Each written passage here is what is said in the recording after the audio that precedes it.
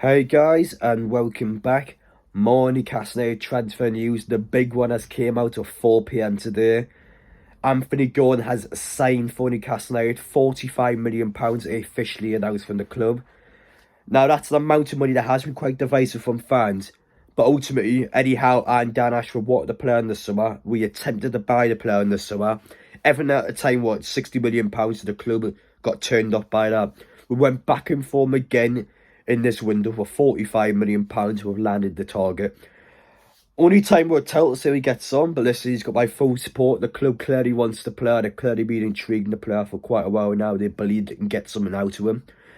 And listen, I've seen a lot of Everton fans come out and say, it's £45 million is a waste of money. To be fair, Kylian Mbappe could play for Everton and he would be a crap player because Everton's structure, manager, team, coaching staff, they're just nowhere near good enough compared to a team like Newcastle. It might sound a bit arrogant there, but listen, Everton fans, you don't seem to understand that your club's the problem.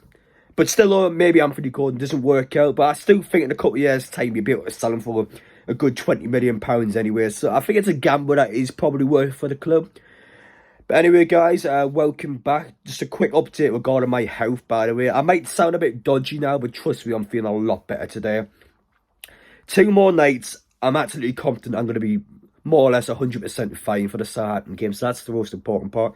I am feeling a lot better today. Thank you for your messages. I have missed quite a lot of the stuff this morning because I have been resting, which is why this video came up a bit later. But the point I'm making is I'm fine. I'm going to be fine in 2 days' time. But yeah, if you're new to the channel, make sure to get down there, hit that subscribe button. We are getting ever so close at the 40,000 subscribers. I would love to hit that milestone very soon if possible.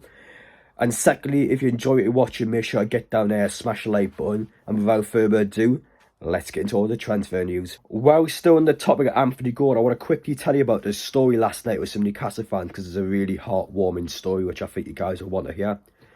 So, of course, yesterday he completed his medical at the club. He came in at 8 in the morning, got everything done straight away. So once everything with the club was sorted with the media side and his medical, he still had quite a lot of his day left to go. So he decided to go to the Metro Centre with his missus. So they go in there, get something to eat, just shop around, just have a look. And it's also a good opportunity for them as well, actually meet some Newcastle fans. Of course, all Newcastle fans have seen him go and asking for pictures, and he's very happy to meet everyone. But afterwards, he's trying to order a taxi to get back to his hotel in Gateshead. But pretty much you can't book a taxi. Trust me, I know what I'm paying. For whatever reason, you can't book a taxi, so some Newcastle fan actually went over to him outside the Metro Centre and kind of questioned, what's going on here, you alright? And he obviously, Anthony Gordon, to talk, I'm trying to get a taxi here. And Newcastle fan actually offered him a lift, and of course Gordon's accepted, and Newcastle fans actually gave him a lift back to his hotel in Gateshead. So it's a really nice gesture. This Newcastle fan straight away making this new player feel quite welcome. And of course, there's a bit of a dig at Everton again, but if you compare it to his time at Everton, you got all the fans that are booing at him, putting bollards in the middle of the road, making sure he can't even drive past, hurling abuse at him, telling him he's not fit to wear the shirt. It's just disgusting to be honest. I know Anthony Gordon, he might not be your most liked player ever. I can understand frustration, or you might want to sell the player, but I mean, it's not really excusable to actually block the guy's car and to start shouting abuse at him when he can't physically get out. I mean, it's a really toxic situation. So, I mean, I'm quite glad he's out of there. But it's really nice to see Newcastle fans as a contrast to how lovely people are, how welcoming they're making Anthony Gordon feel. And hopefully it's going to come out in the pitch. Anthony Gordon is going to give us everything he has, which I'm sure he will. But yeah, time will tell. And I think it's a really, really good thing for Newcastle fans, so well done. One thing I mentioned in my video yesterday is how I believe there was a strong possibility that Newcastle would actually make a second signing this window. And today, it's been proven more or less right straight away. So Harrison Ashby from West Ham will be coming up to Newcastle for his medical, £3 million for the player. Somebody that will be back up for Trippier and potentially Kraft as well. It'll be someone that'll be in and around the squad that over the next couple of years or so will progress into a better player. The same age as Anthony Gordon, they're both 21.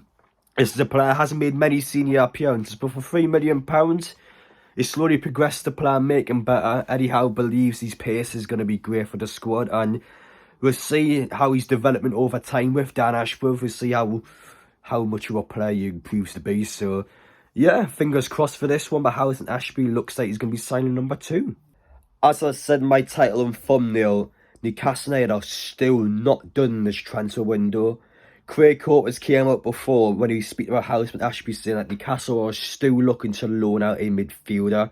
They're still actively going on the loan market and making sure if an offer becomes available, they're going to take it. As for what midfielder they could get in now, Conor Gallagher has been popping up quite a bit from journalists saying that Newcastle are interested in getting him from Chelsea, as well as that Crystal Palace are also back in for him. He seems to be a really divisive name amongst the fan base. To be fair though, I thought a Crystal Palace last season on loan, I thought he was really good. And if we were to bring in him, I would be happy with him as a loan signing. I think there are two big problems with Conor Gallagher though, how I personally think it's going to be way more complicated than you might think. The first one being is that the fact he's a Chelsea player.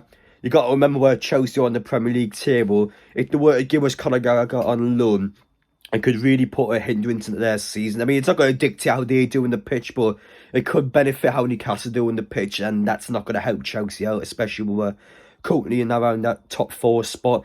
And even if we drop out that top 6 spot where Chelsea are going to try and gradually get into, if we have Conor Gallagher and he's popping all the goals away from us, it can have quite a negative effect on them. So I think you do have to keep an eye on that. Maybe Chelsea just want him out on loan. They don't really care who he goes to. But secondly, the fact that Crystal Palace are also interested as well. I think Conor Gallagher would prefer to move to Crystal Palace because he was so good there last season. It's a London club for him. He already knows the players, the staff members. It's going to be quite an easy club for him to get back into straight away. So I think for Conor Gallagher, it probably is the better of the two moves for a loan deal. But still, I'll never say never. I'm not going to say that Newcastle aren't going to get the player, but I just believe that Crystal Palace, if they pursue this deal, I think they've got a better chance of getting than us. But as for our midfielders on loan, I'm not entirely sure, to be honest. I would have to research it and have a look at some potential names. But do keep an eye on it though. I probably do expect Newcastle to go out with their way and try and loan someone, but with the time remaining, whether they get one done or not is another question. But keep an eye on that. But as for our deals now, I'll do a video dedicated to James Maddison tomorrow because there's still quite a bit coming out about him. But I'm going to do an actual dedicated video to him about what fans should expect from this window and future windows, because it's a bit messy with the James Maddison situation, but I will address that tomorrow. Anyway, guys, that's it from me. Thank you all for watching. Apologies, my throat is destroyed. I know I sound a lot worse, but trust me, I feel a lot better. I feel so much better today. I'm going to be fine for that game in 2 days' time. I'm hoping, fingers crossed, tomorrow my throat is better so it doesn't sound like I'm dying every 2 seconds. But trust me as I say this, I am doing a lot better than I was the previous 3 videos I made since my illness. So, yeah, I'm definitely on the mend. And thankfully, it's actually very good timing for me. I'd be a bit lucky, to be honest, because I came back from Bournemouth on the Wednesday. I was completely fine that day. And then I was really ill on the Thursday upwards to the Sunday as I'm currently recording this video when it was the FA Cup weekend. So, yeah, my 2-year streak of going to games hasn't ended, thankfully. I mean, my body just knows when to be ill at the correct time. So, got away with pure murder on this one. But thank you guys for watching though. That's it from me. And I'll see you all tomorrow with more Newcastle transfer news.